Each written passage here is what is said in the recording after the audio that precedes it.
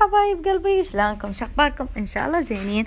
رجعت وياكم فيديو جديد وروتين جديد، ان شاء الله تستمتعون تقضون وقت حلو يا حبايب قلبي. طبعا اليوم روتيننا هو روتين مسائي. الصراحه كان قبلها مطر، وثاني يوم صادفت عندي دراسه كوما وعندي امتحانات كوما، فقلت الصراحه اني ما اشتغل ما اسوي اي شيء بيت اذا ما مخلصه الجهال دراسه، عمود اشتغل على راحتي.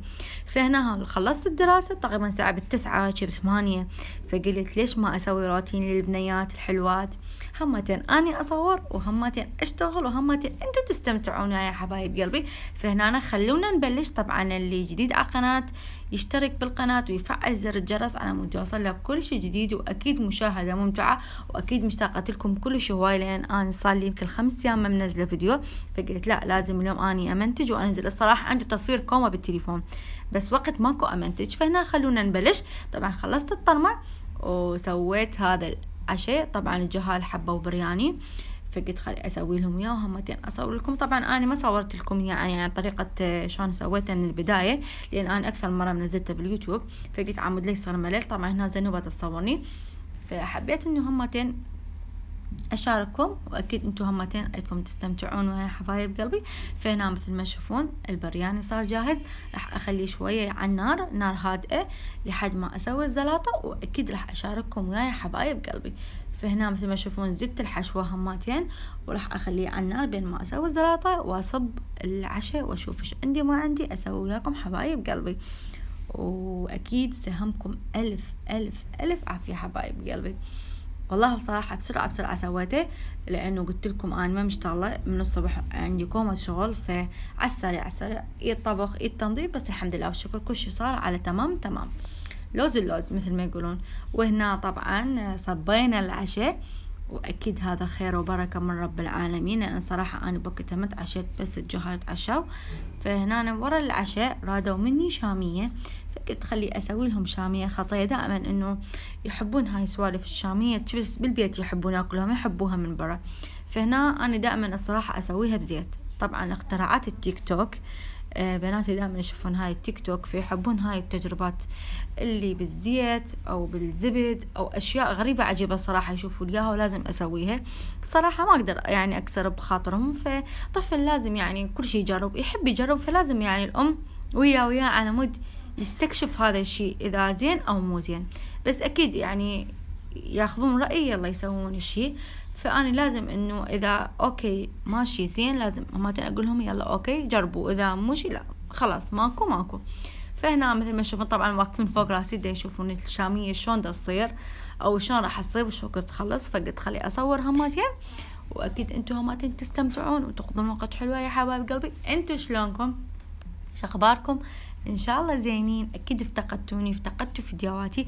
الصراحة هذا الفيديو دمجته مال يومين او 3، لانه تصويرات قل يعني هذا اليوم اللي صورته مال العشاء والشامية هذا قبل يوم، لان ثاني يوم اني رحت لاهلي، فهمتين صورت لكم اياها، واكيد مشاهدة ممتعة حبايب قلبي. ان شاء الله تستمتعون تقضون وقت حلو وياي.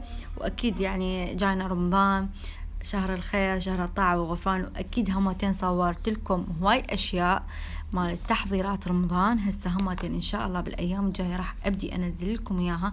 صح أنا عندي تصوير كوما بنات، بس والله العظيم المونتاج ياخذ وقت مني، فيعني على الوقت إنه وقت الفراغ اللي عندي أمنتج بيه، وقت اللي ما عندي فراغ يعني عندي هواي شغل ما أقدر أمنتج، فيعني أخزن فيديوهات وهلي اقدر انزل لكم اياه باليوتيوب.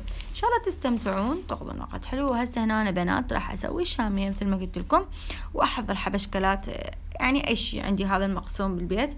هنا عندي بسكت على نستله، وسويت لهم هذا كاكاو حليب وشامية، فقعدوا وتونسوا، وأكيد هماتين غيرت لهم جو، فلازم كل فترة يعني نقعد ويا أطفالنا شوفهم يتونسون غير وياهم جو. فهنا مثل ما تشوفون ساعة 26 دقيقة أنا ما نايمة، فاتفقنا أني وأختي نروح البيت أهلي. فأكيد أبو زنوبة قلت له وديني بيت أهلي، قال يلا مش أوديش من الصبح. طبعا ليش؟ لأن الصراحة يعني لازم ما نبات لأنه امتحانات تعرفون، فواحد يروح من وقت هماتين يشوف أهله ويشبع منهم، وهمتين يرجع من وقت للبيت. فهنا مثل ما تشوفون حضرنا أنا وماما الغداء. هنا فاصولية باللحم. بنات أمي تسلق اللحم والفاصوليا، وبعدين تحمس اللحم والبصل وتخلي فوقها المعجون، وأكيد لازم يصير لجعة بالفاصوليا عمود تصير طعمها كلش طيب. وهنا أكيد ما ننسى هماتين الدجاج بالفرن، طبعا ريحته خرافية. وأكيد هماتين السمك. هنا الصلصة مالته طبعا تسويها هاي كاتشب على صوص، يعني صلصة خاصة للسمك. فهنا مثل ما تشوفون خليناها بقى بس يستوي الفوق، وراح نصب الغداء. وسهمنا وسهمكم ألف عافية. وهذا زاد اليوم، وربي يزيد ويبارك بالنعمة. وهنا طبعا ورا الغداء صار عيد ميلاد الوالد، نسوي له أكيد مفاجأة. وكل عام وانت بألف خير، وربي يحفظك ويديمك إنه ذخر طول العمر. وإذا وصلتوا لهنا حبايب قلبي وعجبكم الفيديو لا تنسون اللايك، ومع ألف سلامة. باي باي.